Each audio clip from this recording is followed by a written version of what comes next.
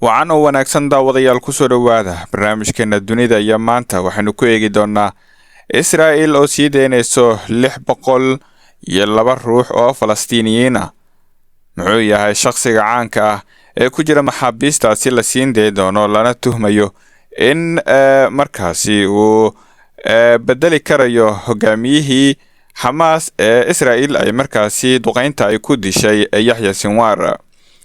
sidoo kale waxaanu markaasi idin soo gudbin doonaa Donald Trump oo markaasi ku jeesjeesay midowga Yurub si caralana markaasi uga hadlay arrinta Ukraine iyo sidoo kale Ruushka. intaan guda galin waxaan ka codsanaynaa haddii ay tahay markii kuugu horeysana soo booqatay subscribe-ka noo taabato muuqaalkana like saarto si dad badan uu gaaro. aynu guda galno barnaamijkeena dunida iyo maanta. haddii aynu ku bilowno Israa'iil waxa ay markaasi sii deynaysaa 602 Falastiiniyiin ah oo ay ku jiraan 157 ruux oo markaasi maxaabiis Falastiiniyiin ah kuwaas oo horey loogu xukumay xabsi daa'im iyo sidoo kale 445 markaasi dib loogu celinayo Gaza. sabtida ayaa markaasi laga sii deyn doonaa xabsiyada Israa'iil kadibna markii Hamas ay xaqiijisay in markii ugu horeysay hal maalin ay sii deyn doonto 10 maxbuus waa 6 maxbuus oo markaasi nool iyo markaasi 4 meydad ah oo Israa'iiliyiin ah. sidoo kale waxa markaasi lagu bedelanayaa tiro badan oo guryaha gurguura ah iyo sidoo kale gargaar dheeraad ah oo la geenayo Gaza. heshiiska ay markaasi ka mid yihiin dhammaan qodobadaasi. sidoo kale waxa markaasi la soo warinayaa in 14 markaasi qof oo kuwa la siin doono markaasi ka haray ay 8 kamid ah markaasi ay dhinteen.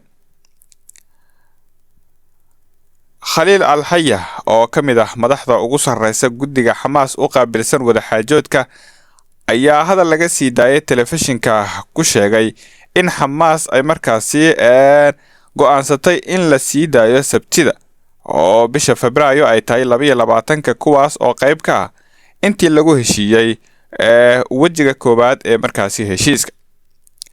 haddaba 602 Falastiiniyiinta ee markaasi dib xorriyadooda u helaya waxaa markaasi ka mid ah shakhsi lagu tuhmayo in Hamas markaasi ay u arkaan in uu yahay shakhsigii u bedeli lahaa hogaamiyihii markaasi geeriyooday Allahu naxariistay Yahya Sinwar.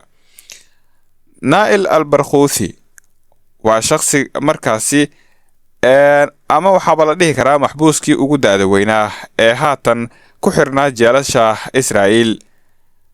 Barghouthi waxa markaasi xabsiga la dhigay isaga oo aad u daayar kadib markii uu markaasi horey ugu biiray dhaqdhaqaaqii al-Fatah kadibna uu uga sii biiray Hamas. waxa markaasi dhowr jeer lagu markaasi riday xukunno kala duwan xilli xukunkii ugu dambeeyay ee lagu riday uu ahaa xabsi daa'im.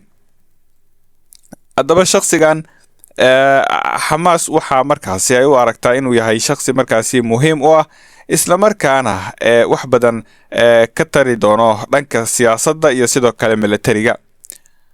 waxaan eegi doonaa meelaha ay iska shabahaan hogaamiyihii geeriyooday Hamas ee Yahya Sinwar iyo sidoo kale Nail Barghouthi oo ah in badan maxbuus markaasi xabsiyada Israa'iil ku jiray ahaa iyo sidoo kale sababta ay u arkaan in muhiimka uu ugu yahay. al-Barghouthi waxa markaasi uu dhashay 23 bishii Oktoobar 1957 waxaana uu ku dhashay magaalada Kober.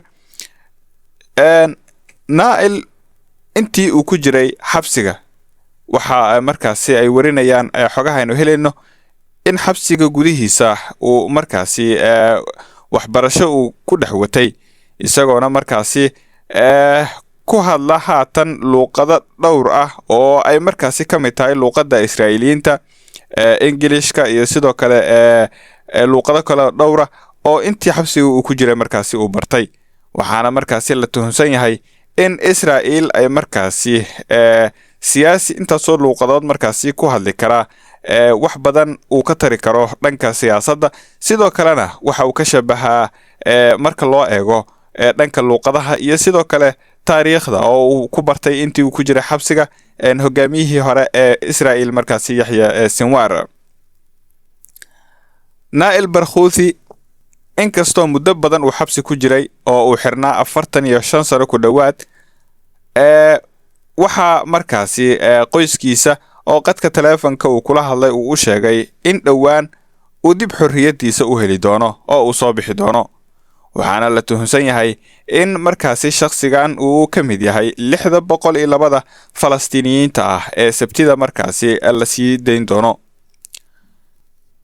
Hamas waxa markaasi ay si weyn markaasi u sugaysaa Naa'il Barghouti oo ay markaasi doonaysaa in ay markaasi u magacowdo jaga markaasi muhiima.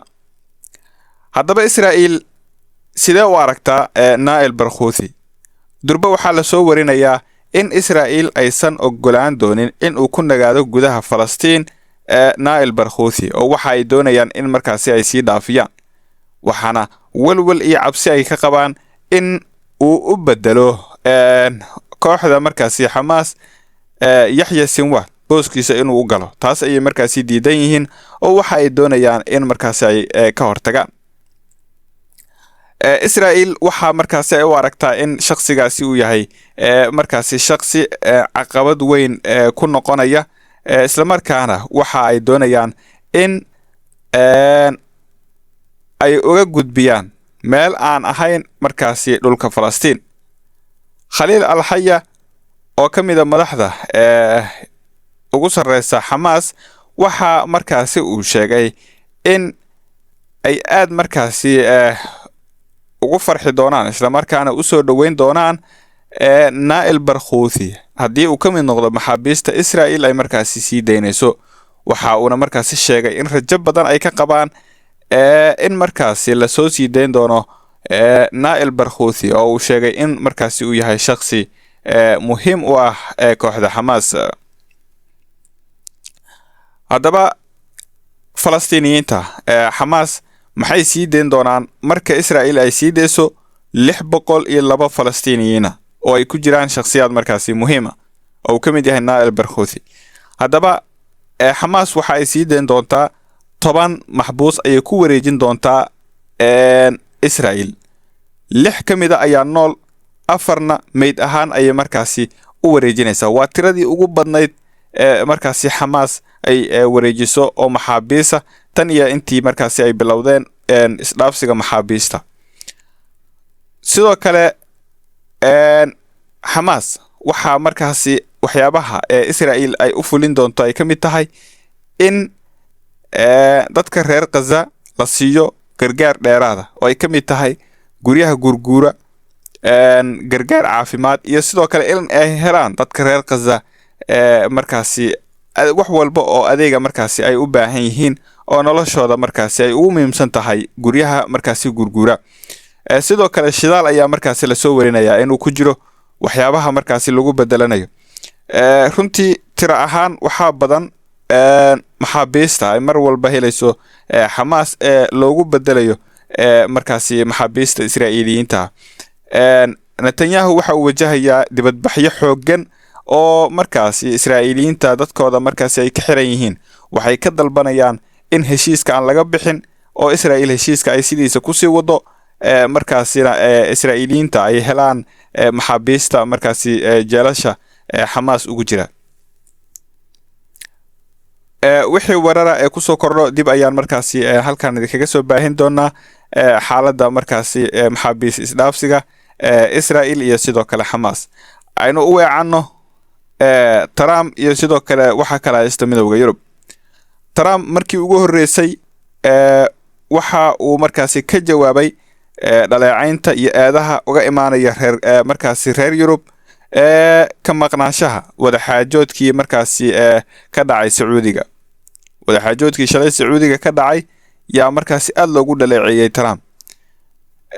halka uu markaasi uu ku sheegay madaxweynaha markaasi Ukraine in dhibaatada uu qayb ka yahay oo wax doora uusan uga markaasi banaaneen xalka. waxa kale oo xaqiijiyay ka hor inta aysan bishan dhamaan in uu la kulmi doono hogaamiyaha Ruushka Putin.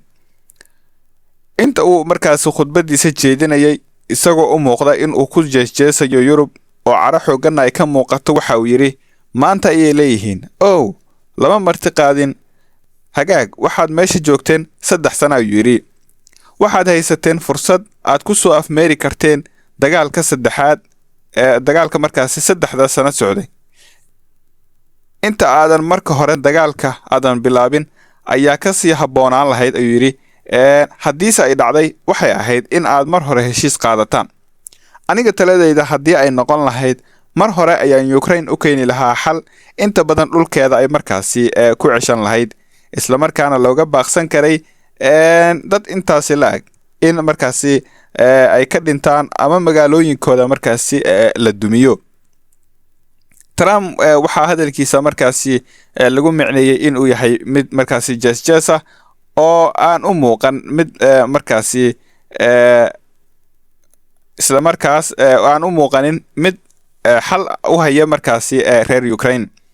sidoo kale wakaaladda wararka Ruushka waxay ku warantay in intii lagu guda jiray shir madaxeedkii shalay ka dhacay Sacuudiga, xogayaha arrimaha dibadda ee Mareykanka ayaa markaasi isku dayay ayaa la yiri in markaasi uu ka helo wafdiga Ruushka inay saxiixaan is-afgarad ay ku cadeynayaan in aysan markaasi weerari doonin kaabayaasha tamarta ee Ukraine, iyadoo wasiirka arrimaha dibadda ee Ruushka uu diiday isaga oo ku andacoonaya in Ruushka uusan weligiis bartilmaameedsan kaabayaasha tamarta ee Ukraine, balse xalay waxa uu Ruushka ku dhuftay diyaarad nooca aan duuliyaha lahayn markaasi saldhigga korontada ee magaalada xeebta ku taala Odessa oo ah halka ay ku taala dekada ugu muhiimsan ee ku hartay haatan gacanta Ukraine.